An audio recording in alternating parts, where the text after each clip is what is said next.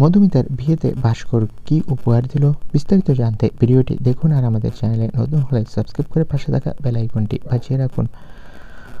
পর্দায় ভাস্কর বন্দ্যোপাধ্যায় মানেই কঠোর এক মানুষ। নায়কের কাকা হিসেবে মধুমিতা সরকারের জীবনে তিনি এনেছেন একের পর এক অপমান।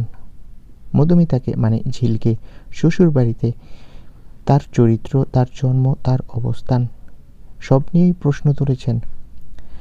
বারবার তাকে বস্তির মেয়ে বলা, কটাক্ষ করা। দর্শকদের চোখে ভাস্কর একেবারেই নেতিবাচক চরিত্র, কিন্তু মধুমিতা সরকারের বিয়ের দিন যেন সব হিসেব বদলে গেল। মধুমিতার জীবনের সবচেয়ে গুরুত্বপূর্ণ দিনে উপস্থিত ছিলেন ভাস্কর। সবার সামনে মধুমিতাকে বুকে জড়িয়ে আশীর্বাদ করেন। সেই দৃশ্য দেখে অনেকেই অবাক হন, আবার অনেকের চোখে জল আসে।